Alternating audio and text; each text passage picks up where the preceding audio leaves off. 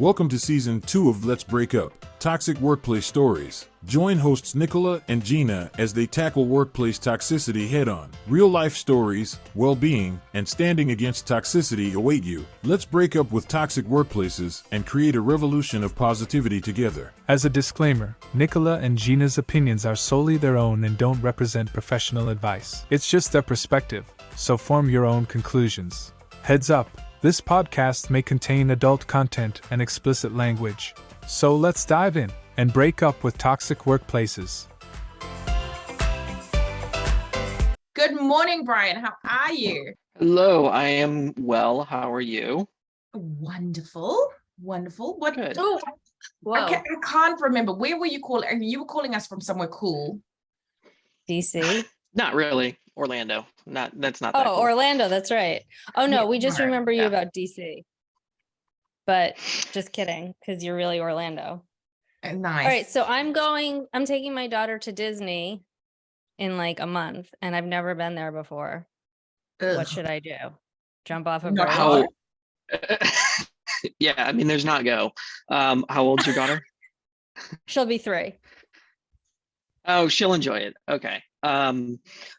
So you're aware Magic Kingdom now allows alcohol.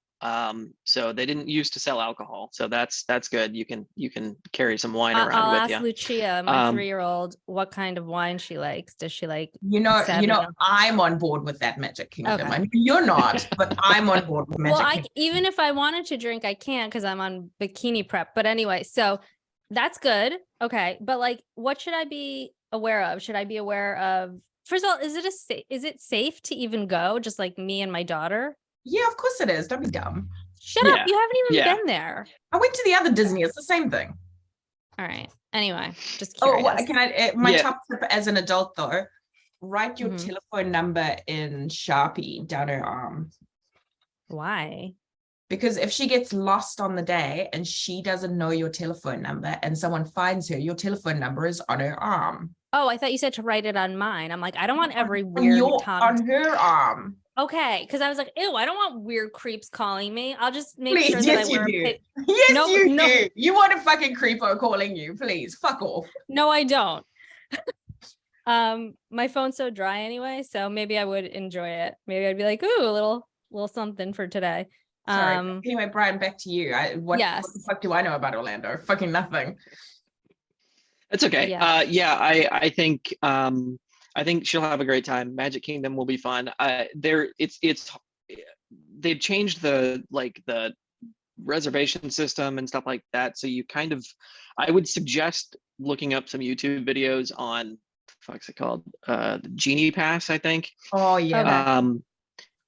Yeah, my wife and I went a few months ago with one of my wife's best friends and her 2 little girls. And my wife's friend now has like a PhD in Disney because you have to Is that be a thing? on the app. Apparently, yes, because you have to be on the app at 6:58 a.m. in order to get the reservations that you want, get in queue early for the certain rides that are popular, like at Magic This Kingdom, is like feeling Pirates of the like Caribbean maybe and it's stuff like going to that. be a no for me. It's why I It- didn't it- like it- Disney. The pre-planning was more intense than the day there, and then the day there was like it's fucking Disney. I don't know. I gotta really, but so here's the one. Before we get into it, I did download the app, so there's that. The app's really easy to use. That's good. Yeah, you just have to be prepared that you won't get to see everything that you or your I daughter don't want give a to see. shit. I am not a Disney person at all. Neither was I. Neither am I. I'm like, if I never go to Disney, I will be totally okay. My life will move on. Like, I remember when I first moved to Florida, I went to go get my hair done, and this woman was getting, what do they call it? Like, before you get married, you get the trial run of the hair and the makeup. Oh, I yeah, guess the trial, right? And she was getting married at Disney, and it was Disney themed, and she had Disney baubles in her hair. And I was like, why am I here? Why do I live in this god awful state? Who is this woman? What? She had little I'll tell you who that woman Tinkerbell was. It was ornaments Bryan's and wife shit in her hair. is what's happening, because he's the only one that's married here, and I'm guessing being in Would you Orlando, ever it was marry his someone wife. who did that, Bryan? who was like, hey babe, my hair, how does my hair look? And then I was like thinking like, this is going to be your wedding pictures for all of posterity. And you're going to have like Mickey Mouse ears and like a Tinkerbell. Yeah, that would be way too much for me. I mean, I've been to Disney a few times. Most of the times I'm there, I am hammered, doing like I drinking think around the that's the world or only way something. to do it. Yeah. All Especially right, since my well, wife and I don't have kids, like there's no, I mean, some of yeah, the well, stuff there is yeah. fun, but like, yeah, we just want to I'm go and drink rethinking and the people whole watch. thing. I am rethinking this whole thing. Anyway, Honestly, I would wait till she's a little bit older. Like, ugh. I'd do I like a might. 4 or a 5er because I feel like it would be fun if they're 4 or 5. Like it was like moderately fun for Quinn and he's teen. Yeah. All right. Well, anyway, so Anyway, that's our Disney chat. So, and Oh my my- my PTSD from Disney hair trial. Awful. Yeah, I guess I'll leave you with this. The first time I went, when I was still living in the Midwest, my parents brought my brother and I down for a trip to Disney, and I was, I think, 12, and my brother was like 6. Mhm. Those I think were great ages. I remember it. My brother claims he has no recollection of ever being at Disney, which kind of pisses my parents off because they spent so much money on it. But I do remember us both having a good time. Like those were good Okay. ages for us. So He maybe didn't I get to should wait ride some for of the her rides, but yeah.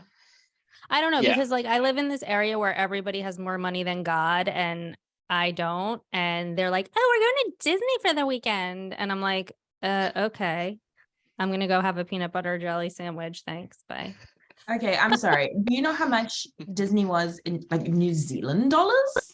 Oh yeah. No, I know you tell me it For was one ridiculous. day. For one It was- stupid day. It was like $2,000 or something, like $2,000 US dollars. It was What? ridiculous. Yeah. That is insane. I That mean, is- that is just absurd. obscene. That is capitalism at its worst. That is It awful. is. Miserable. Okay, so Anyway, now that we're off track. despite that, I think Disney may not be happening for Lucia this year because I also don't know if I'm in the right mind space to be dealing with all that shit. Why don't we have Bryan introduce himself? Besides being a PhD in Disney, what else are you a PhD in? Definitely not a PhD in Disney. That is for sure. I'm there to tag along and have a drink or 7. My focus in real life is twofold on legal writing. As a lawyer, that was a natural transition to writing for law firms and writing for other publications like Forbes and LegalZoom. And then the other side of my day-to-day work is HR consulting, which is some of the fun that we're here to discuss today. And that is the HR consulting, especially over the last like 3 years, actually maybe to the day, the last 3 years, has been a roller coaster whirlwind of the ridiculous and the stuff that I thought I might never see or never even thought that would be something like unfathomable stuff happening, right? Totally just not even in the realm of reality that I would have conceived of. So can you tell us sort of being an HR consultant, I'm assuming you're kind of cutting off like pre-pandemic, post-pandemic, because the past 3 years was either we were in the pandemic or we're post. So what would normal like things that would come across your desk be as an HR consultant pre-pandemic that were semi-normal? Like what would you mostly be consulting on? Generally boring stuff, or what most people would Okay. consider boring, operational type things. So a company says we're growing to the point where we need to revise our handbook, or we need to create a handbook because we don't have one yet. We don't have policies written down, or we're about to hit 50 employees, so we need to start thinking about FMLA compliance and ACA and stuff like that. Though it very operational, sort of behind the scenes type stuff, Sure. where HR was more focused on not as being front facing, more focused on the business side of things and not so much of the human centric side of it. Like your ducks are in a row from a legal standpoint, kind of. Exactly. Legal and compliance is basically what it all boils down to. Yeah. Okay. Now, what's going on for the past 3 years? The past 3 years have been some of those unfathomable things. Those are Mhm. the last 3 years. I mean, there's a lot of legal and compliance stuff, new stuff that has happened over the last 3 years, specifically remote work. A lot of Mhm. companies don't even know that they have employees in other states because the employees may not be reporting to the company where they're working from. And then in turn, even if the company does know that they have employees in other states, they may not know that they have to be compliant with those state laws where those employees are Sure. living, not just where the company is located, even if they Interesting. have an office. So those are things Very that interesting. those are that right there is probably the biggest eyebrow raise that I get, especially from new clients, where they're like, wait, we're based in Texas, but we have to comply with California law because we have an employee in San Francisco. Yes, to Mhm. some degree you have to be in compliance with California law, which means you've got to pay daily overtime, not just weekly overtime. If they're an Mhm. hourly employee, you're subject to other requirements depending on your head count within California and as a company size as a whole, that are above and beyond what Texas requires. Yeah, that is the biggest eyebrow raise over the last 3 years is all related to remote and hybrid work. Wow. Okay. And so, wait. So, just randomly, have you seen the Amazon show, The Consultant? I just saw a trailer for it last night, and I definitely want to watch it. It does look good. Please watch it. Please watch it. Okay. Watch it. I almost feel like we need Bryan to come in for episode 3 of our review of this show.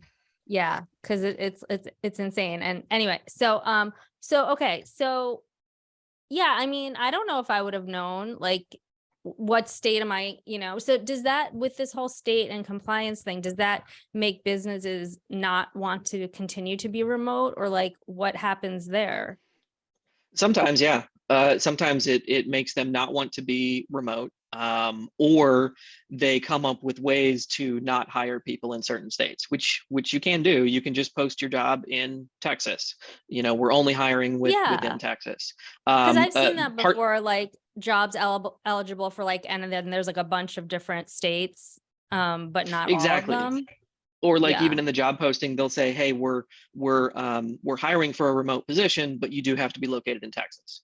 Okay. And that's not So illegal. yeah, no, companies can absolutely do that. And that has happened. That actually started happening somewhat before the pandemic, when a couple of states like Colorado and California started implementing pay transparency laws, so that Okay. in the public job posting, you had to post a job range for the position you were hiring for. So some states decided, or some companies decided, they didn't want to do that because they don't want people to know what they're going to make, I guess. And so they would not accept applicants from those particular states that So had that they had wouldn't those have laws, to so put that in they the could leave salary that. range. Exactly. Why are Yeah. people so dodgy? Yeah, why do companies do that? I mean, New York just got a law just passed in New York, Bryan, which you probably know of, that you have to put the salary range. If the company's based in New York, you have to put the salary range in the like classified ads or the job posting. I'm old, classified ads. But you Yeah. know what I mean. Yeah, and actually using New York as an example, recently there was a company that posted a job with a range of 90 to 900,000 Uh-huh. to comply with that law. Obviously, that is not a reasonable range. Wait, what was the range? But $90 to $94? 90 to 900,000. That's Yeah, What ridiculous. dicks? What company was that? We'll bleep it I out. Do don't you even know. know? I don't recall. I know I saw the job That post. It might have been like 88 to 880. It was some Like, it was like such a huge range. oddly specific number, but it was also, yeah, a huge range. That's so stupid. It was almost intended to be a joke, I think, or at least I hope. Yeah. But Please, it yeah, was it's not also a a way to joke. get Come around the on. law. Yeah, it's I also a way to mean, get around the law. and they're not wrong, right? Because they are posting a range, and nobody said you had to post an accurate range. But doesn't that open you up to like, well, they said I could earn up to like $900,000. How come I'm not earning up to $900,000? Because it's a job ad, not a guarantee. So Oh, what? the Yeah. guarantee Is the such as it contract. is going to be an employment agreement, offer letter, Yeah. employment contract, something like Okay. that. Exactly. Yeah. This reminds me of, did you see that documentary about Pepsi with the jet? I watched the first part of that. Yes. You And I know the do one I'm talking remember about? that. I do So I do know what you're talking about. that's Yeah. part of our era, like where you would collect enough bottle caps and you could like trade it in for merchandise. And one of them was like this like crazy, I don't know, some like military grade jet. And this kid figured out a way to do it. And Oh, hey. Pepsi, yeah, and Pepsi never gave them the jet. And Rude. he was like, yeah, and he was in like lawsuits forever. But that's what that reminds me of. He didn't win, but there was like so much more to the story, but it was actually really fascinating. I was like, this is gonna be so fucking boring. And then I was like glued and I binged the whole thing. So Another one you anyway, might like Netflix. is the McDonald's one. If you haven't watched that, that's a couple years ago, about the monopoly pieces for McDonald's and the I never watched that one, but everyone has told the me to watch shady it because stuff. It's it's good. like such a Wait, con I need to thing. watch that because I collected the Monopoly pieces from McDonald's. It's really good. I But mean, it like was, the wasn't mob it gets involved. rigged? Like it's real. Yeah, The yeah, mafia's exactly. involved, yeah. And also it Yeah. was rigged that no one could ever win, right? Wasn't that the At main least takeaway? the big ones. Yeah, no, The nobody main could win the big prizes, like ones. it was, Yeah. yeah, no one was ever gonna win the big prizes. What? Surely that's Yeah. not going And to fly in New Zealand. Surely that's not going to fly. and family members of people who were like involved in the game would miraculously win $100,000 Yes. prize or Okay. something I like that. started Yeah. watching this, but then I think I might have had my baby and then I stopped watching it. Okay, You know, I'm fully subscribed to that. Like, sign me BT up Dub, for that congrats on your baby. one. Yeah, BT Dub. I don't know if you heard that one episode we have That where episode we somebody's did. boss was like, she was in active labor and the boss Oh, texted yes, her. yes. And at the end, she was like, congrats on having a baby, BTW. Yes, yes. Oh my God, I can't even. That's my So favorite. Bryan, joke. okay, so you've got pre and post pandemic. We've got like all this weird shit unfolding in the HR space. I'm curious to know, you know, kind of getting to Gina's meat and potatoes. I'm curious to know, what are some of the wildest things that you have seen in the last 3 years? So there are, I've got some notes here on my other screen that just to remind me of the big ones. There are 4 big ones, I think, or maybe 3 big ones and 1 related smaller one that we can definitely discuss, that I don't think I would have expected 3 or 4 years ago. So we can discuss those and dive into those and Let's hear talk it. about What's them number in Ready, one? some hold more on. detail. I'm putting myself up. What's So- number one? So number one is a company, they're a true small business, less than 50 employees, that was owned, family owned business, Red and flag number one. they made an announcement to the company in the beginning of January 2021 that they had a family emergency and they were going to be unavailable for 3 days to go and take care of this family issue. Okay. It turns out that their family emergency was the insurrection that they flew to DC for to participate in the I don't know to what extent, but that they were present and near or at the Capitol for the day's events. I don't Yeah, I feel guess I'll like just leave is it the there whole- and see if you have is any the whole questions. family going, if there's a family emergency, is the whole family going? Like, what's happened? I mean, I don't know. There's a lot that I don't know about the exact details of this Mhm. particular instance. I doubt the entire family would have gone, but I know that at least the owner of the company and their spouse were present in DC for that day. Okay, questions. Was it important for the owner and the spouse, who I'm assuming worked there, to be on premise for this business to operate? So in other words, if they just decided to call in sick, would the company be able to function for like a day or two on its own? There's two answers to that. One answer from my perspective and another answer from their perspective. Their perspective, no, the company could not survive without them. Obviously. My perspective, it absolutely can and does.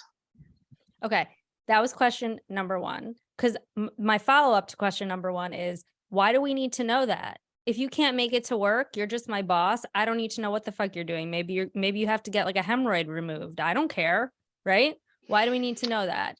So number one, that's super ridiculous. And number two, it's a small family-owned business run. Whenever you hear small and family-owned, get to step in, because I don't feel like anything good ever comes out of that. Number two, did this ever come out to the employees, like what actually happened?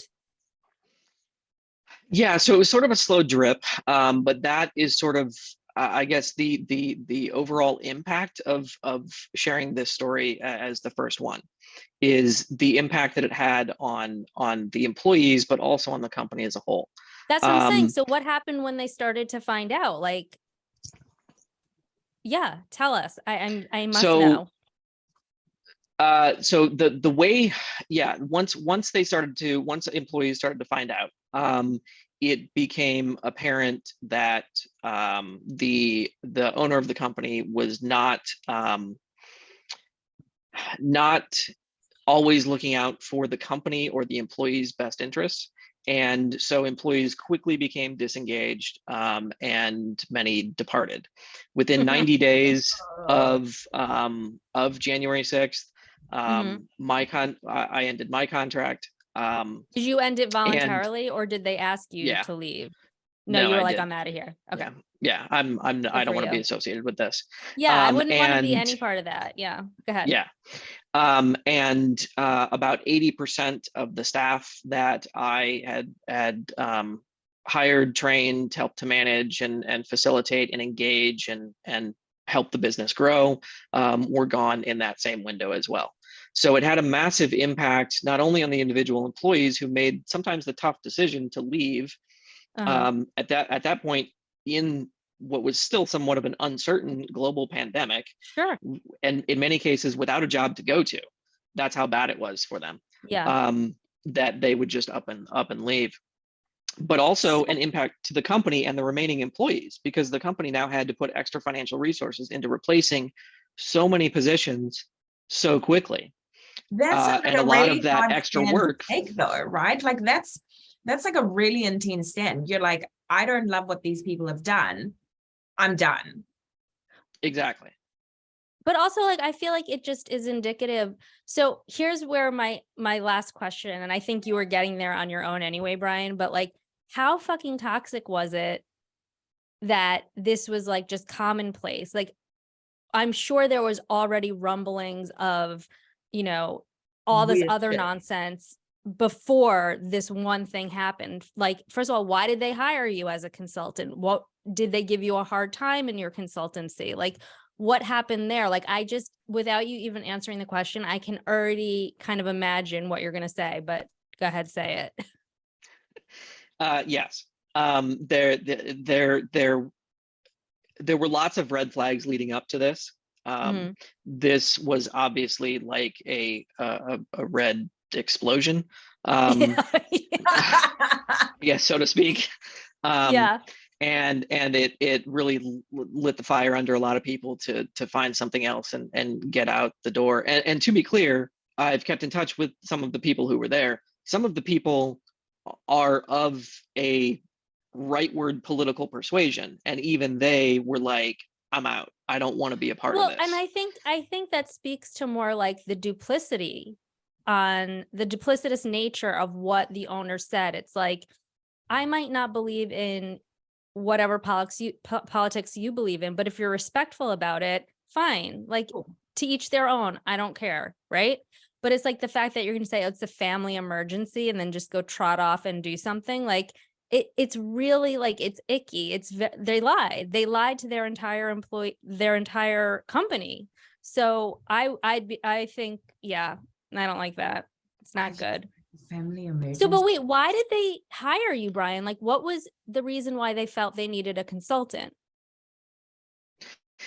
To help with employee engagement, to develop some additional policies. Okay. They had an aggressive growth plan, and we achieved it. But a lot of it was buttoning some things up, which was tough for the ownership to handle sometimes, because I know both of you are aware, like that sort of new business startup mentality is, let's just do things, let's just do it, and we'll deal with any repercussions later. Whereas from my perspective, it's let's think about what possible repercussions there are, put in safety measures to prohibit those, and then not have to deal with them, because it's always more expensive and more time consuming to deal with something after the fact than it is to prevent it. So that's sort of where I was coming in, but also helping to achieve some of those growth plans and do some strategic hiring instead of doing, one hire at a time. Let's hire a group. If we're hiring salespeople, let's hire a group of salespeople, train them all at once. Let them develop bonds and relationships together as they go through the training. Let's develop a real training for them, as opposed to some random person taking an hour out of their day to say, here's what you need to do, and then leaving them be. Like, it just buttoning up a lot of things and putting some structure and some process around it. Were they resistant to any of your ideas? Yes. In their defense, most business owners are, because it takes work, effort, time, and money.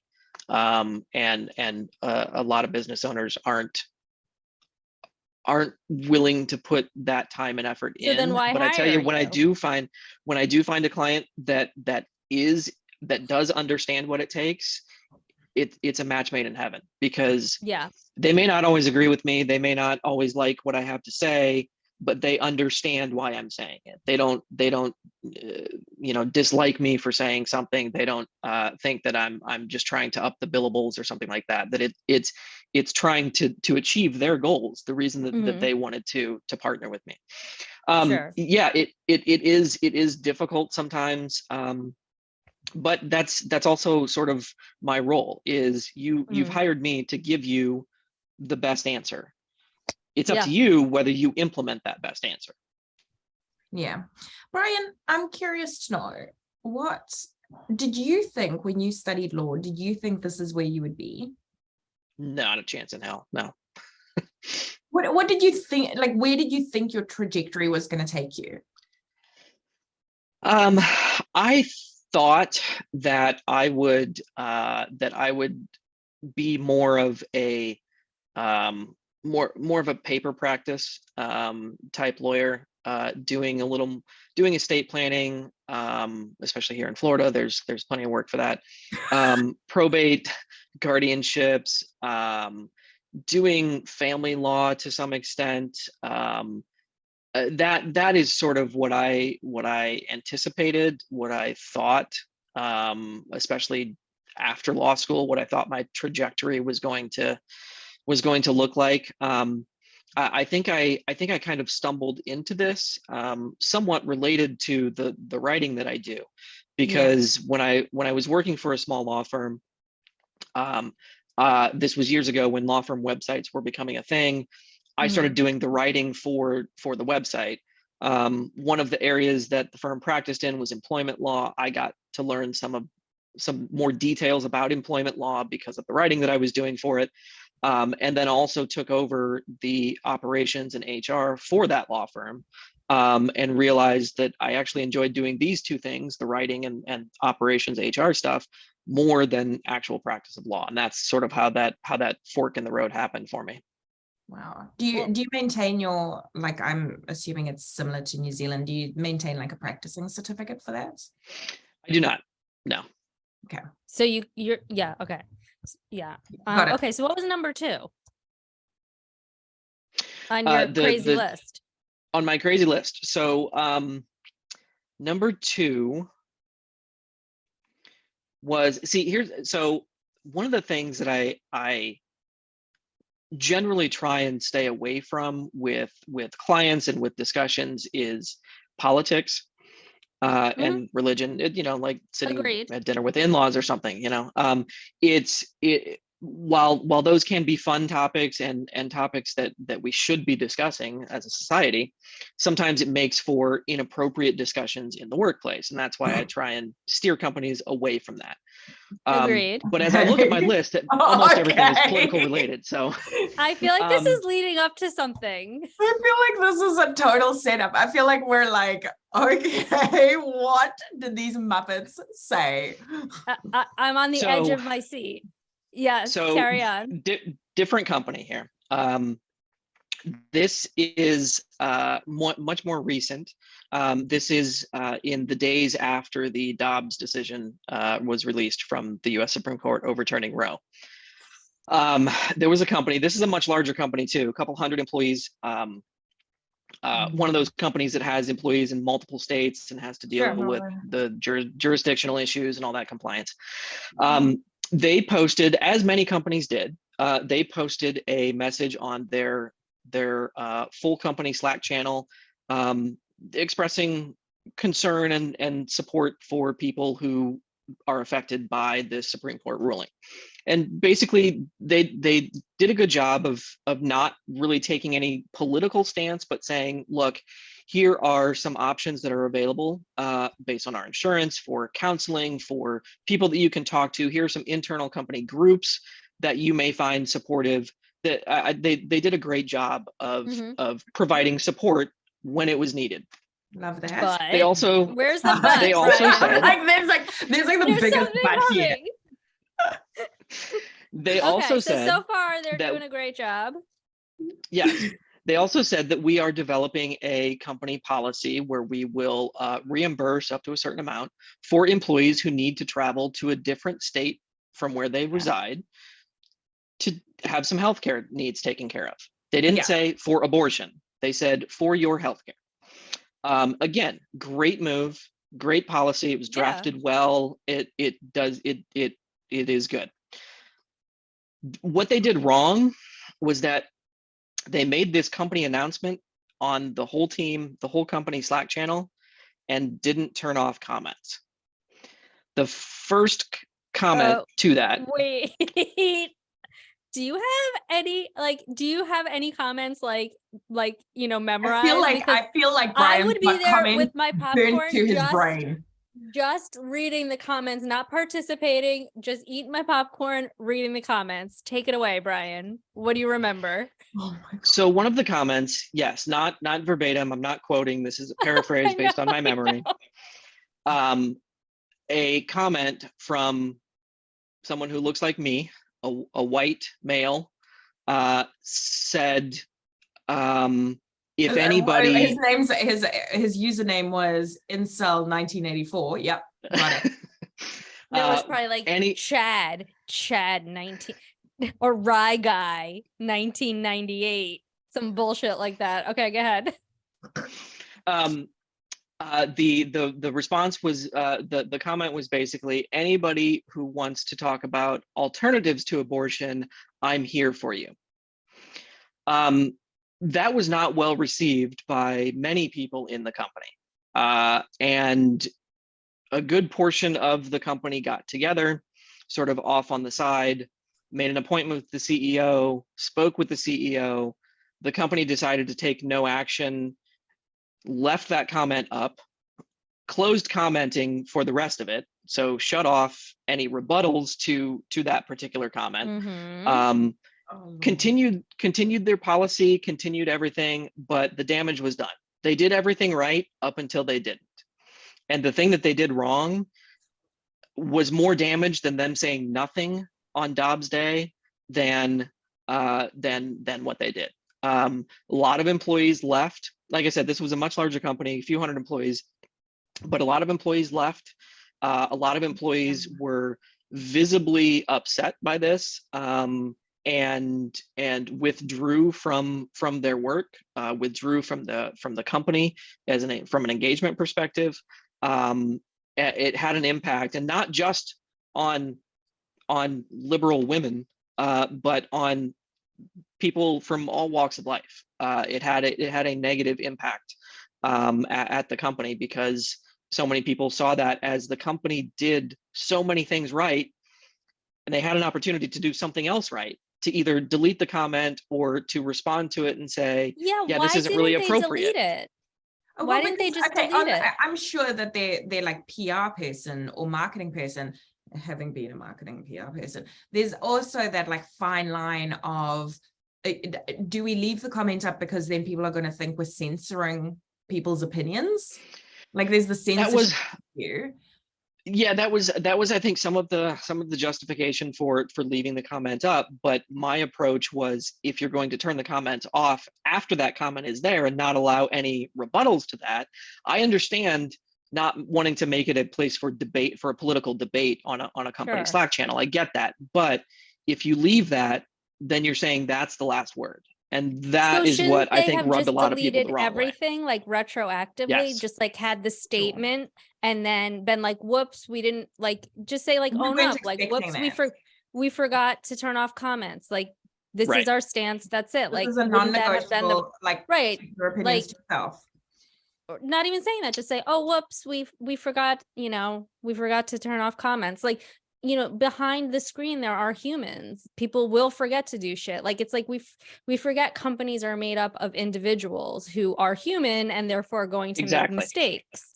So it's like, I feel like if you had just owned up and been like, we're deleting all the comments because we should have never had the comments on to begin with. Like, sorry if we offended anyone or something nice, better said than that. Do you think that would have been the better way to go?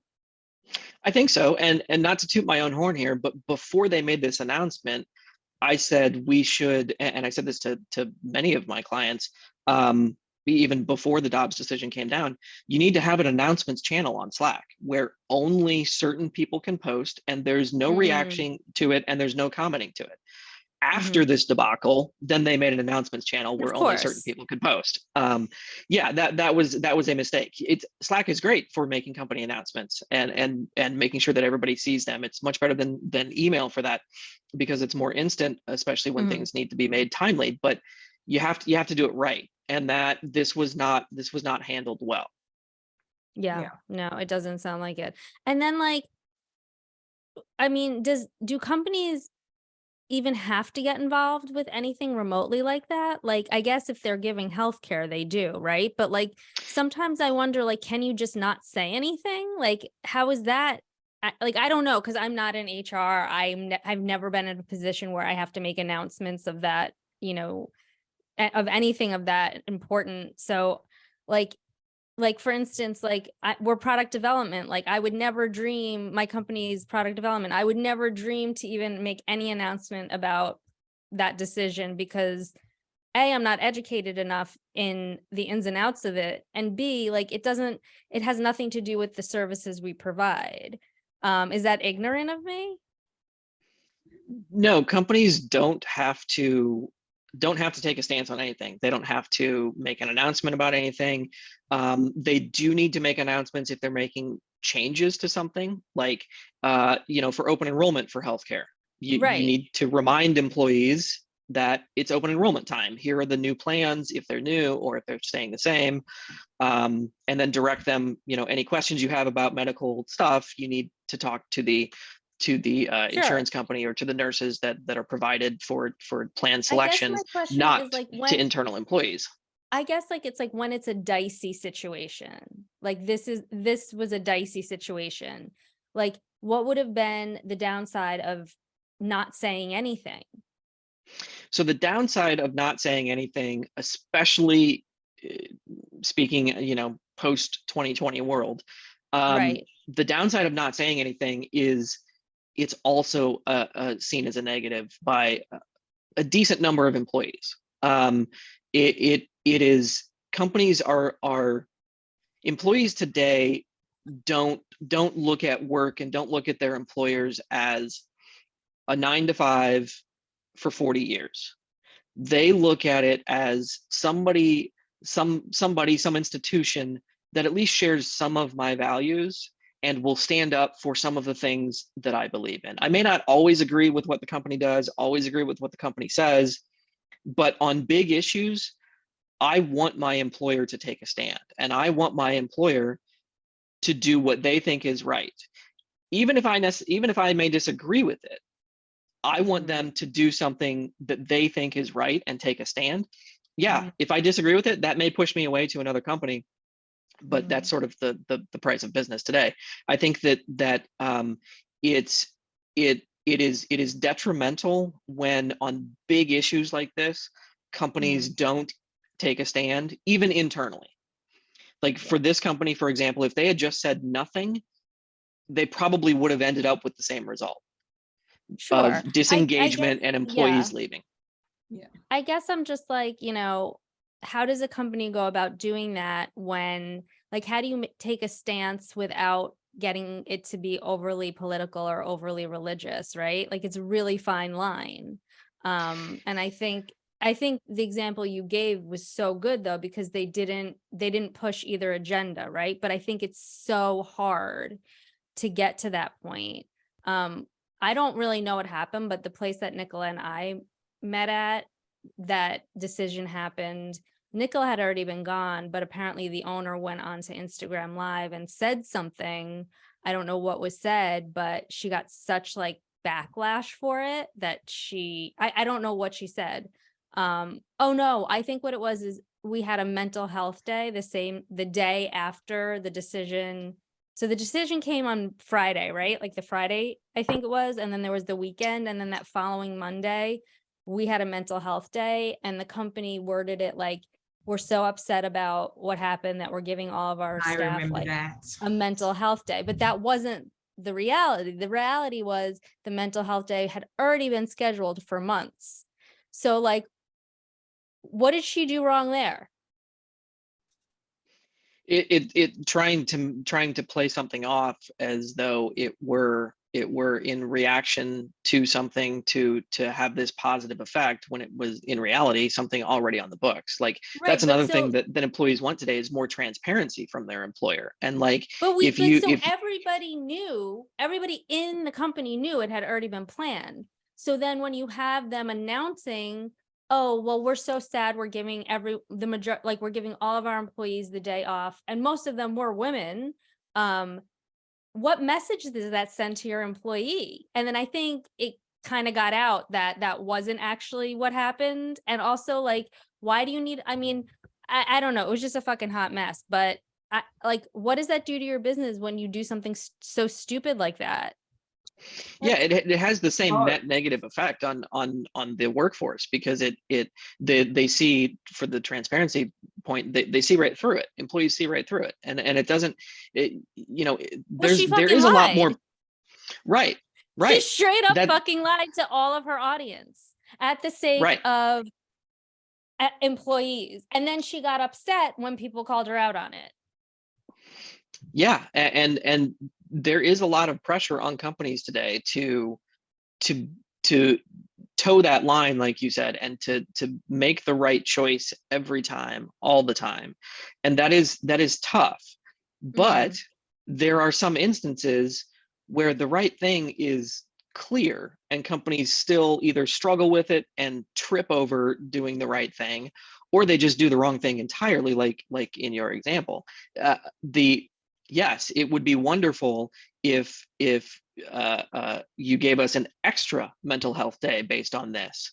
Not, let's tag it on and make it a long weekend, give people time to just relax and go spend some time with family and friends, process everything. Not like, hey, we're going to turn this already scheduled mental health day into a Dobbs mental health day. That's not the right approach. I definitely agree with you, but I think that either approach that they had taken, because they tried to piggyback on something that was already happening. Like, this was already scheduled. It was a negative. We're gonna address this decision, when we're all back and whatever.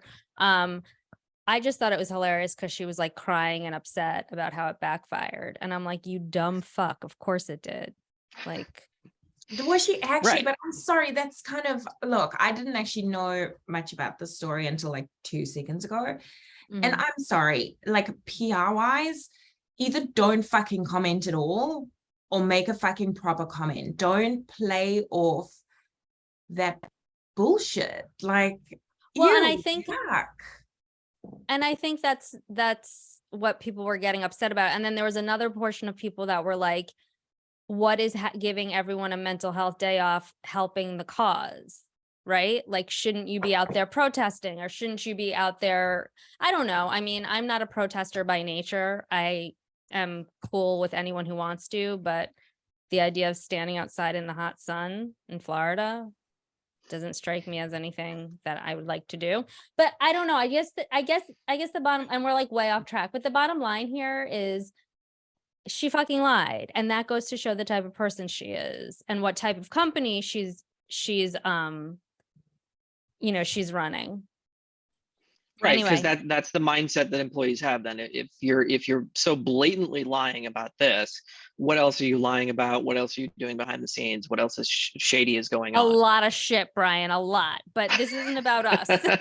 It's not about So, us. It's okay. about you, Bryan. It's about you. Yeah. So what was the third thing that happened? Or are we still on number 2? Because that was a pretty big one. So can you go back into the company Slack and still see that comment? It still exists. I'm not. Probably like in the I'm archives or on the cloud or something. Yeah, it definitely still exists. Yeah, I think it's a great example of just how to do almost everything right, but then trip over something pretty easy to do right Yeah. at the end. So ridiculous. All right. What's number 3? What do you got for us? So the third thing we have, the third big one, is a little bit more operational, a little less political. So greedy. So this is there's a lot of companies, one of the things that a lot of companies come to me for is to help button up processes, to put some structure in place. Employees many times crave structure, or at least need some guardrails around what each role is supposed to do, what each department is supposed to do. Hiring processes, training, that's one of the biggest things today, is that people don't get trained. They're just expected to come on the job and figure it out. And so hiring and onboarding is definitely a big focus, especially again in the last 3 years with remote. It has put in some additional hurdles to do it effectively, but there are definitely ways to do it. And the best way is to start thinking about it, like, as a company, how can we make this process positive for our employees and give them what they need to be successful in the job. Obviously, you've invested enough in the hiring process and paying this person. Let's give them every chance at success. And so that starts with hiring and onboarding. And there is some confidentiality that is related to hiring and onboarding. A lot of notes are taken during the interview process, during the hiring process. Those are notes that are good, especially to reflect back on if in 30 days, 90 days, a year, you're having some issues with an employee. You can look back and say, okay, did we spot some red flags early and just didn't know they were red flags? But those notes should be retained, and they should be kept confidential. The employee who is hired should not be able to find those notes in Google Drive or on a Slack message. So that is it's not a breach of any, so somebody found of any law. So they're right, but it's just like, that's like business 101. So somebody found like the company bad mouthing them. So an employee found out found a Slack thread of the people that they interviewed with, commenting about their interview just after it occurred, just moments after it occurred, and could see the thread about it. They could also see documents that were attached. Okay. What did the comment? Yeah, what were the comments? Were they like were they like appropriate comments, or were they like she's dumb or whatever? Like, what kind of comments were they?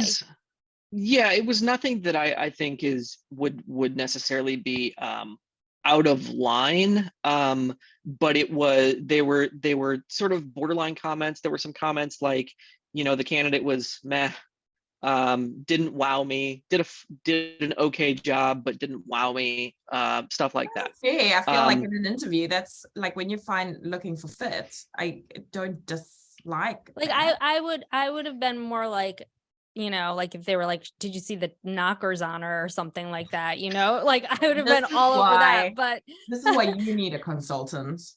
I know, but no, no, but I think, but I get what you're saying, Bryan. Like like while it's not inappropriate, they don't need to see that or read that or know that it exists. They don't need to know that. It's like the records room, Nicola. It is the You have to watch The Consultant, Bryan. It's so Bryan. creepy. It's so good. You'll love it. I definitely will. Okay, so you'll get my reference to the records room now. Okay, go ahead. Okay. Yeah, so those comments themselves, yes, they're not any threatening or legally actionable comments. But an employee shouldn't be able to see those comments about themselves, especially in their first month on the job. They also shouldn't be able to see the attached documents in that thread where they are where there are additional notes about not only their candidacy, but also other candidates for the same role. And to find out that they weren't the company's first choice, that there was somebody else who was a first choice over them. Of course, we all know that at some point we've probably been hired as the second, third, fourth, seventh choice. But to know that is different than assuming that or having that thought running in the back of your head. And that has a negative impact, again, on the employee's level of engagement. Because if they perceive the company not all in with them, not being their number one, we're all in with you choice, then they are not going to provide the same in return. So did this person leave though? Like, did he or she find the comment and then leave, or what happened there? This person has not left. This person is still with the company, still and still trying to navigate through some of this, but is really trying to give it their best, and put those comments aside, and go with the positive comments they have received while on the job, as opposed to looking at some of the past comments when these now colleagues only knew the candidate for 30 minutes at the time. Now they've gotten to know this candidate, and know that this person can provide solid and exemplary work. So now that this person is trying to focus more on the present as opposed to some of the past. But I think it would have been easy for the company to avoid this this potential disengagement scenario by simply having a process in place for having private Slack channels, for having password protected folders on Google Drive or Outlook or whatever cloud service they want to keep their resumes and applicant notes in. It's not hard to do that. It's a simple, easy step to take, that could avoid all of this headache and heartache for an employee that really just wants to do a good job. Plus, it sets the stage for potentially actionable items to be discovered. Because if the process and policies are not in place to protect some of this information, what other information might be discoverable by employees that would actually be confidential information, like medical records or write-ups and further employment records, salary information that is confidential in certain areas. So I had that issue around salary, like confidential salary information, because I had used a group email. Well, it wasn't originally a group email account. It was my email account, but as we got bigger, it ended up having to become a group email account. And I had to move archived information out of that account into somewhere safe. but before I had the chance to, the people that had access to the account had already gone looking for the information, the salary information. Yeah, and that is something that is something that I get a lot from employees who come to me. They come to me with a policy, a screenshot or something from a policy from their company saying you're not allowed to discuss salary information with one another, and companies can't do that. You can't restrict employees from discussing their salaries. What companies can't do is disclose an employee's salary to everyone else. So you can't just simply say, hey, Sally makes 34,000, John makes 36,000 in a company meeting, unless those employees give their specific consent to do that. Oh my God, like Taylor, when her boss announced how much she was earning in the company meeting. I know. That was ridiculous. Yeah. So that's illegal, just to clarify, that's illegal. Yeah. Yeah, you can't prevent. The National Labor Relations Board has actually taken some action against companies who have these policies in place, who are attempting to prevent employees from discussing their salaries with one another. Mm-hmm. Yeah, you can't prevent that. But some employees don't want their salary known. Some people still see that as personal, confidential information, and so it's up to the individual employee whether that information is released to the rest of the company. Obviously, people on the finance team, people doing payroll, they're going to know that, but they should also be subject to some confidentiality, and they're not allowed to disclose someone else's salary. They can talk about their own, they can't talk about other people's. And that kind of, I think, that kind of is a good segue into sort of the one of the overarching ultimate points that I wanted to make today, which is that employees need to know their rights. Obviously, companies come to me and ask me for help, building policies and putting structure in place and dealing with some tough situations, operationally or legally, compliance. But employees come to me too, and so many of them don't know their rights. And companies take advantage of that, whether knowingly or unknowingly. Companies take advantage of that. In the US, employee rights are a lot like the ADA. There's no enforcement agency for it. Yeah, there's the EEOC, but you have to make a complaint first, which means you have to know that your rights have been violated before you even go to the EEOC. And I feel like because you have so many states and so many laws and so many different things, it would be really difficult for average Joe blogs to navigate your rights, like just navigate your basic rights. It's extremely difficult because not only are some things rights across the board, are some things that you think should be rights but aren't rights across the board. Some of those things may then actually be rights in certain states but not in others. And yeah, it's this whole, it is an incredibly complex, it's a complex area. And it's tough to navigate for both companies and employees, because employees may feel that their rights are being violated when in reality they aren't. And that's just the way the US employment law works, that it very heavily favors businesses, or employees' rights are being violated, but they don't know that they're being violated. So what happens? Well, I'm gonna hop in before you finish your question there, because I'm curious. Yeah, go ahead. What are some of like the top employee rights we should be hyper aware of? Like, what are some of the ones where you're like, fuck this shit, these are the ones you need to know, like always look at this? Mm-hmm.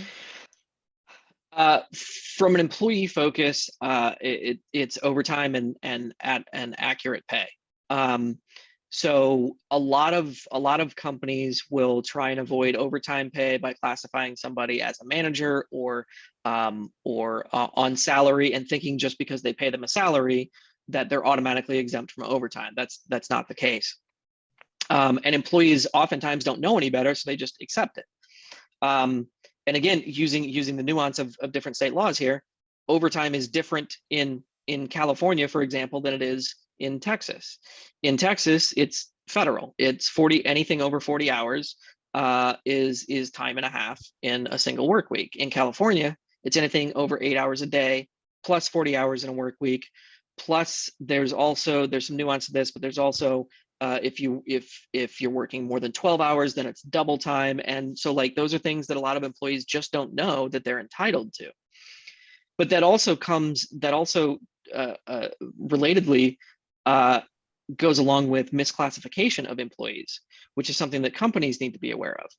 So if you classify your employee as exempt, but they're not, you could be, if that employee learns that their rights are being violated and files a complaint, and the EEOC finds that the company has violated the employee's rights by not paying them overtime and misclassifying them as an exempt employee when they're actually not exempt, then that company is subject to not only fines and penalties for that misclassification, but also to paying that employee back overtime pay, and in some cases paying the back taxes for both the company and the employee for the additional pay. So it can become extremely costly for companies to do to engage in misclassification. And that also happens between contractors and employees. A lot of companies, especially today, again, going into the post-2020 world, a huge part of the US workforce today is fully freelance, fully 1099 contractors. Yeah. And companies oftentimes take advantage of that and say, we want to partner with somebody who's a contractor so that we don't have to pay them overtime. We don't have to cover their benefits. We don't have to pay the payroll taxes. We're just going to pay them straight 1099. But if a company determines when an employee works, how they work, and what they do when they're on the clock, they're an employee. They're not a contractor anymore. We've got the same rule in New Zealand. Right. And so that again, the company is engaging in misclassification knowingly or unknowingly, and could be subject to massive fines, penalties, and disengagement from the rest of the workforce as they learn that the company is doing something shady, even if the company didn't know themselves. A lot of companies don't even know that misclassification is a thing. Okay, so we've got misclassification. We've got. I feel like with some of these though, again, like where do people go to find out what their rights are? Because I feel like with some of these, we're like, yeah, okay, cool. Make sure you know about overtime. Make sure you know about, employee classification, yada, yada, yada. But again, like it's so tricky to navigate if you're just average Joe blogs and you're coming in and, signing your contract and off you go.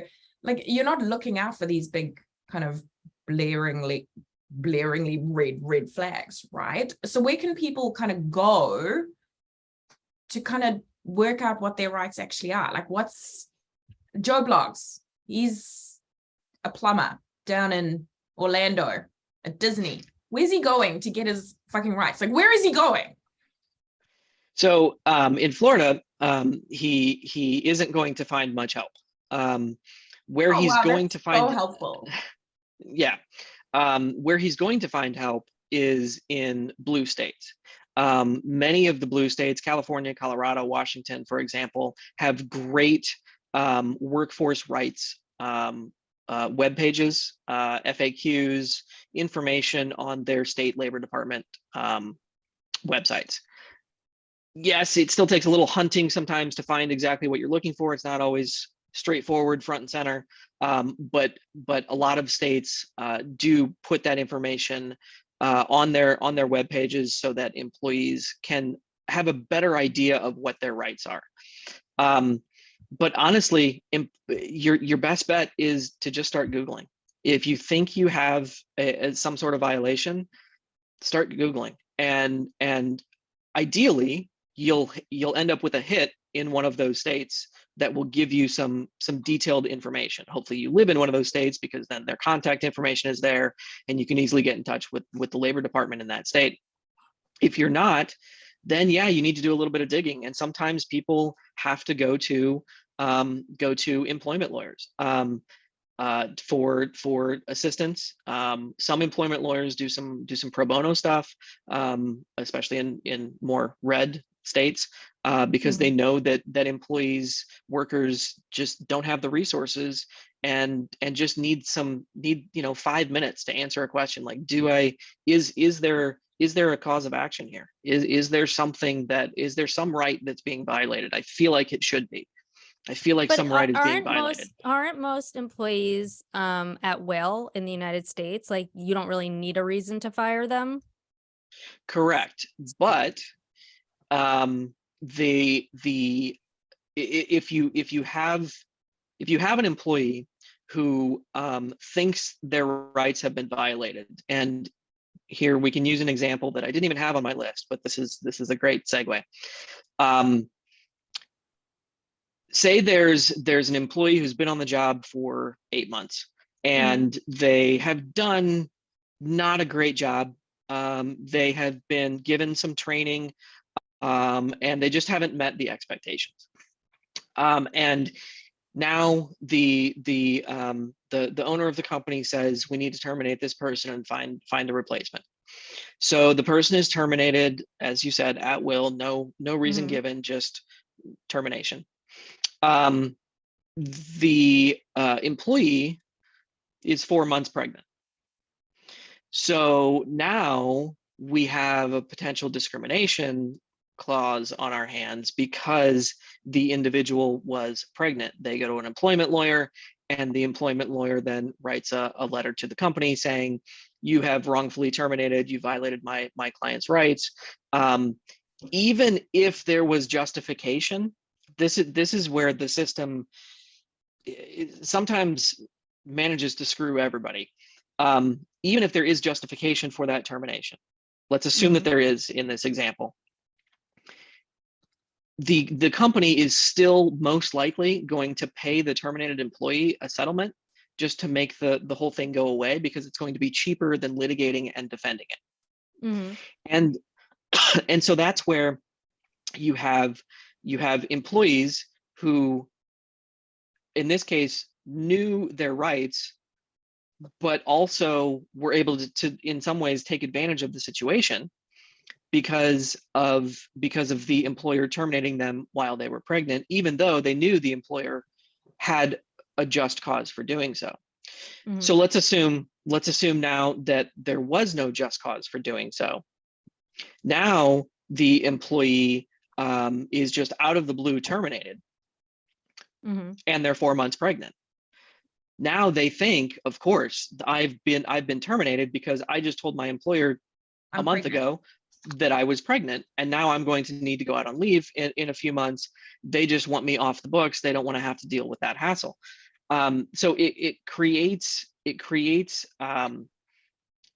complexities and challenging situations for everyone involved, partly because of the at-will employment. Because even if no reason is given, if someone alleges wrongful termination, then the burden shifts back to the company to provide a legitimate reason for the termination, a non-discriminatory reason.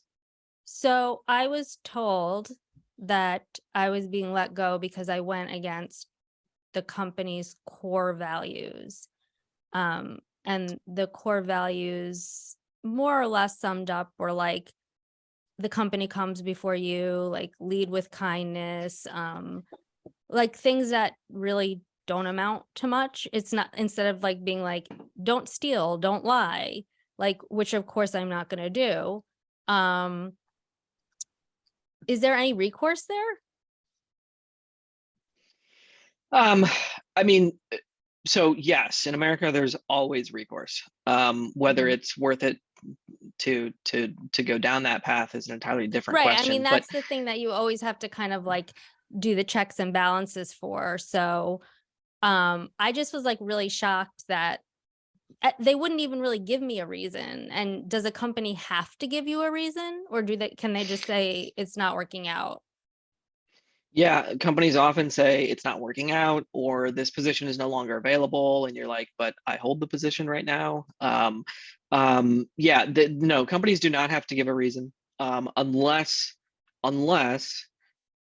a cause of action occurs where a lawyer gets involved, or a government agency gets involved to say, this could potentially be a wrongful termination. We need you to justify this with a legitimate business reason. So, because like I still don't understand why I got fired. I mean, I technically resigned, but I also don't know why I then got fired. Yeah, So and I'm like, that's a shitty position, because there's so many workers in America who have that happen frequently. They just don't mhm, know. And I think, again, part of that is a symptom of at will, because companies are trying to cover their own ass and just not giving any reason, in the hopes that they won't end up with a wrongful termination lawsuit, as opposed to mhm, giving some reason and then having it be more clear that there's a wrongful termination because they stumbled over the reason, or they gave some mhm, discriminatory reason for it. So many mhm, companies just do nothing and then go silent on the employee, and so they mhm. never know, and then so that doesn't help the employee, even if the reason was legitimate, that there was some true issue with the employment relationship. The employee doesn't know, and then they go on to another job and may experience the same thing all over again. And it's just, yeah, I see it more of as a symptom. It just, and I know for Nicola, it felt really fucked up. And I think it feels really fucked up for a lot of people. And America is not pro employee. It's not. It's pro capitalist. Um, I mean, that's at least how I feel. What do you think? I agree. Like it's like, fuck the employee. We could just figure it out from, yeah. So, Yeah, um, employees are the replaceable robots. so then And how do you we can. advocate for yourself? Because I felt like I got so angry and so upset, and and I know Nicola got really depressed, but like, as people who get fired and continue, this is not the first time, it's not the last time. Um, how can you advocate for yourself? Like, the only thing I could think of doing was I forced them to write me a termination letter. Like, I was like, I don't know why I feel like I need this. I should just have it. Outlining like when my like the dates of my employment, what my severance was going to be, all of that. Like, I don't know why I felt like I needed that, but I made them do it. And I did get it, but like, it was only a consultancy for me. So I don't, like, I shouldn't have even gotten severance, but they're so dumb they gave it to me because they don't know their ass from their elbow. But I really feel like I could have, like, I really feel like I didn't know how to advocate for myself, and that made me really upset. And again, I think that's a symptom of the system, that Mhm. employees just don't know their rights, and even if they do, they don't know where to turn. And unfortunately, one of the best ways to turn is also one of the most prohibitive, and that's to an employment lawyer. And employment lawyers usually are not cheap. And it's And also really so, like the minute you're getting in the big guns, like, an employment lawyer is considered a big gun. And then you come in all guns fucking blazing, and then your employer's going to turn around and be like, anyway. right. And if you live in a state like California or Washington or Colorado, New York, that have some good labor departments, that have some level of advocacy uh, for employees, they are swamped, overworked, overburdened. So it won't be as quick as spending money out of your own pocket to go to an employment lawyer, but you can always file a claim with your state's labor department and have them. They will investigate. It may not be quick. It may not be the answer that you want. It may not be as in depth as you think it needs to be, but they will take action on it. Um, but the outcome it's the outcome is often just disappointing. It's just never um, it's never what you think is warranted or is necessary. And again, to your point, Gina, that's kind of a symptom of not only the at-will employment system, but also capitalism, that the business is valued over the worker. So what can you do, like, going into taking a new job? Obviously, if you're going to go work for like a huge conglomerate, you're not going to have too much ability to amend a contract, right? Like an employment contract. But what can you do to kind of advocate for yourself when you do decide to take a job with a new company, assuming you can amend the contract? Like, what should I have done differently? Or what So should anyone do differently? Because, I just, at the end of the day, I just felt very like like, and I'm sure that I'm not unique in this, but I felt like, how's this bumblefuck of a company that's barely surviving, like firing someone who's actually experienced? Like, what kind of Twilight world am I in right now? Like, you know, I mean, the bottom Yeah. line is, and Nicola knew it, is I was costing them too much money. Because I asked for less than what I'm worth, but yeah. But that is the problem that so many workers face, is that to answer your question, what can you do? Yeah. You can remember that almost everything is negotiable. But if you negotiate a higher salary, additional benefits, a severance, or whatever, you're also going to cost the company more money. So you may be one of the first to go if you've negotiated a higher Right. salary and additional benefits. So, But like, so I guess my real nitty gritty question is, if you're coming into like a company that isn't huge, that their contract isn't ironclad, can you add anything, or ask to add like anything that says, like, if they're planning to fire you? I'm just riffing. I don't know really what I'm trying to get at. Like, they need to give you certain amount of days, or like, can you do anything in that vein? I think you understand where I'm going with this, to protect yourself. yes, you can do that. So you can negotiate in your offer letter, which, as long as both parties have signed it, a company representative and the new employee, it is essentially a contract. It's not an employment contract that the way in the way that many other countries use employment contracts, but it's as close in most cases as we get in the US. You can negotiate. You can sort of negotiate out of the at-will system by doing exactly what you just said. You can say, you can ask for, you have to be prepared for the company to say, no, we're going on to another candidate, but you can try and negotiate and ask for a 90-day notice for termination, or in lieu of notice, 90 days worth of severance, 30 days for any of that. You can negotiate that. And sometimes if a company really wants you, or they really need your skill set, they will play ball with negotiation. You can't. The one thing I always tell workers who come to me is that you never get what you don't ask for. And I know that's a cliche, but if you think you want something, if you think that you're entitled to even just another $1,000 a year, ask for it. Otherwise, you're not going to get it. You're guaranteed not to get it. Yeah. But yes, to answer for your direct question, you can sort of negotiate in a way out of at will. So like, the way that they had it was like, you had a 30-day review, a 60-day review, and a 90-day review, and then I guess a 6 months. Now, I think a lot of us go into that thinking, well, of course it's going to be good because I know I'm a good worker, right? But you're not really taking into account like company culture, clashing personalities, truly understanding how the business works, what the morality of the business is. Like, are you working with liars and cheaters, which we happen to be working with liars and cheaters?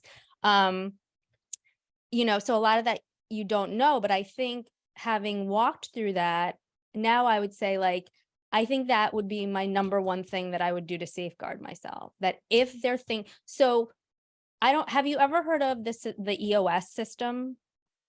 Yeah. Mm-hmm. Okay. Just question, what do you think about it? Just generally. I'm curious as well. Oh, yeah, I'm really curious to hear this. I think that there's a lot written about and discussed about ways to make companies better, make them more profitable, make them more engaging for employees, how to actually engage those employees and make those employees more productive. Every situation is unique, but there are often similarities. And the one thing I can say with certainty is that if you want to forget any type of system or methodology, if you want to be a successful company with productive, efficient, and engaged employees, pay them. Yeah. Pay them what they're worth. Pay them more than what they're worth.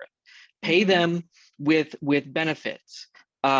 Pay them with actual salary and time off.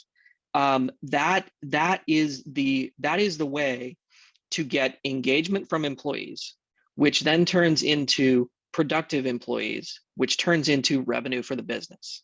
And that study after study after study, both pre-2020 and post-2020, shows that is the formula.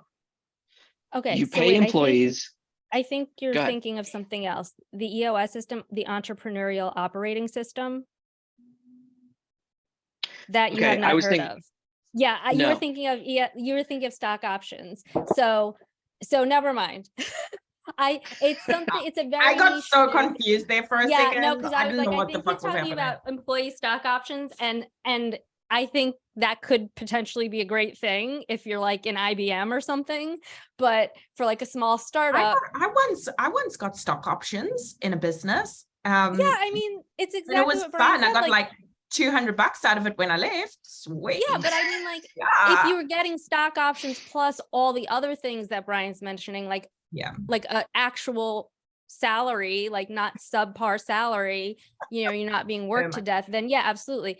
No, the EOS system is a whole different bag of worms. Yeah. And see, here's the thing, to go back to sort of you can include this, not include this, just for the three of us having this discussion. This is something I always love to tell people about, because I do a lot of writing for also in HR space, and I do some writing on comparisons between other countries' employment laws versus the US.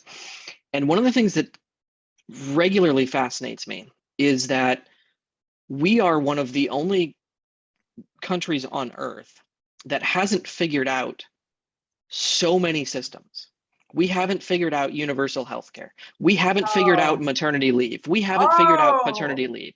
We haven't figured out how to give a social system for employees so that they can weather the storm between jobs or medical bills. Like I the other day I was looking at stuff for Norway, was it? I think it was Norway. God. They have the bomb everything. 418 days of paid maternity leave. It's insanity. I know. And they have like universal health care. They have like unlimited sick. It's unreal. Hold on. Can we are we all moving to Norway? Is this what we're saying? Yeah. We're gonna all do. Oh my God, caravan. Gina, are we getting married and moving to Norway? Yes. Yes, I think But even like we'll have like a the visa. three of us will be a throuple and we'll caravan to Norway. Surely between one of us we can get a visa, and then the other one could be the wife. Why not? One Let me would see hope. if I One can would hope. catfish some Norwegian guy and I'll get in. And then You know what? I'll You would invite do you both. that and then invite me as your sister wife. I was just watching Sister Wives again. And Bryan, you could be my brother. Perfect. I love it. Hold on, I'm know, Googling it's- visas in Norway. Hold on. We are one of. Go ahead. Sorry. Go ahead. We are one of, I think it's 29 countries on Earth that does not have guaranteed paternity leave. We are one of 6 or 7 that does not guarantee maternity leave. Like, if what are there, 210 countries? If 205 of them have figured out, including places like, not to, again, include, not include, what, up to you, but like, not to throw certain countries under the bus, but countries like Saudi Arabia that have paid family leave. How can we not do that? America is so far, like, so the more that we do this podcast and the more that we have people coming in from all over the world, the more I realize, and I'm not like anti-American at all. I'm not, I feel like I'm grateful that I was born here. I'm a citizen, because yes, we do have a lot of opportunities, but there are some things that we do that are really fucked up, and namely the ones that you are discussing right now. It's like America is not built to support small businesses. America is not built to try to lift up impoverished, areas or demographics, we're just like slapping band-aids on things. And it's, the more I talk to people from everywhere, the more I'm like, what is going on right now? Like, yeah, let's go to Norway. Like, fuck that. They have like, Yeah. And yeah. think about this. Like I read yesterday or earlier over the weekend or something. I read a piece in the Times about the coming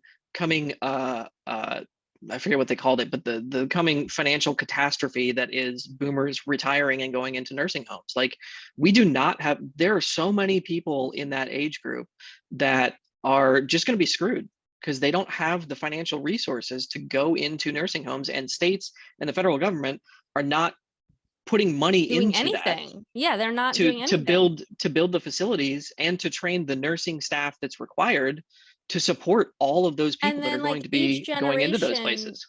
like that's like at this point in my mom and dad's life, like I'm 43, they already had like 2 homes, a shit ton of money in the bank. I'm like, I make decent money, but I'm like barely scraping by. I'm a single mom. I'm in one income household, and I'm like, I'm lucky if I'm gonna have enough to retire on. And Right. I think that's like a lot of our generation, we're all in that same boat. Yeah. And also because like what companies give 401ks anymore? Very few and far between. What companies give pensions? None, unless you're like a first responder of some kind. Like it's just, but then you want to go in and feel like the company's like part of your family, but they really don't give a shit about you. That's exactly right. The company does not care about you. You are They don't. disposable to a company. Yes. Yes. And that is the system that we live in. And I I think know.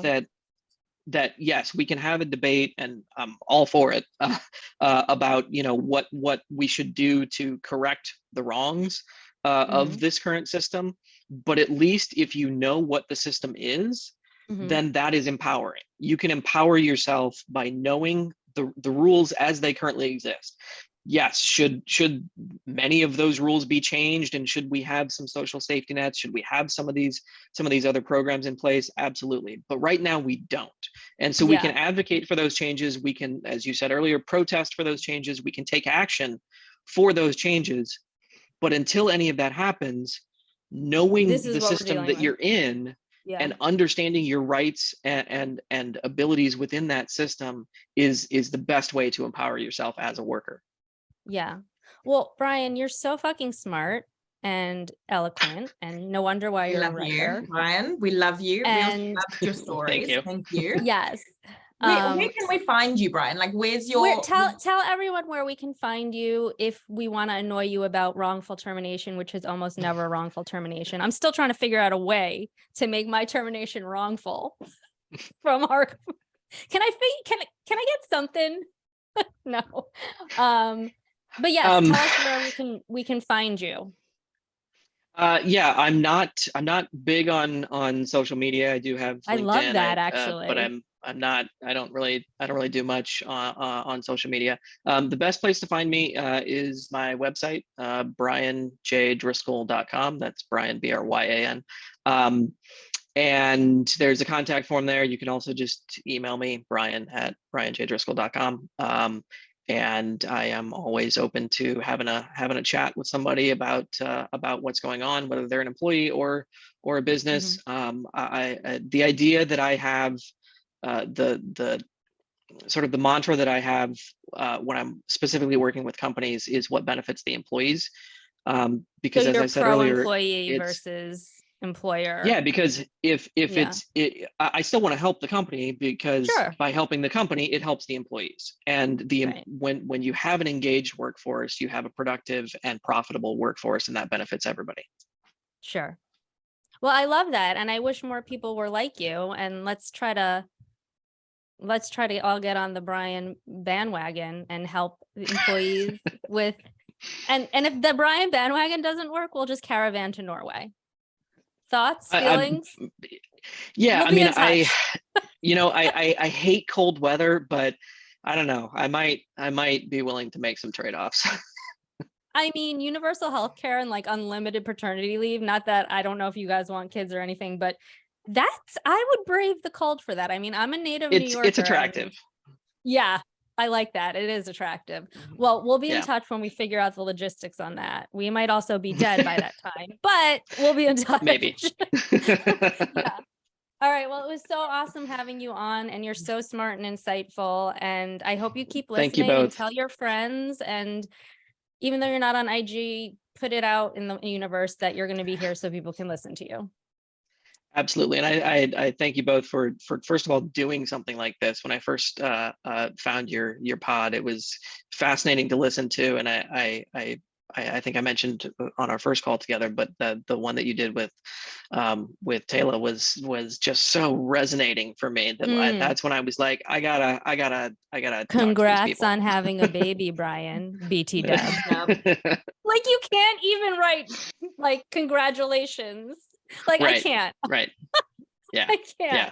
Jeez. All right. Well, go enjoy the rest of your day, and we will be in touch. And if you need anything from us, you know where to find us.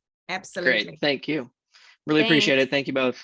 And thank You you, too. Bryan. We really appreciate it. Absolutely. All right. Speak soon. Bye. Bye. Thank you so much for joining us on this episode of Let's Break Up, Toxic Workplace Stories. If you enjoyed our candid conversations and insights, don't forget to hit that like button, follow us on social media, and subscribe to our podcast on your favorite platform.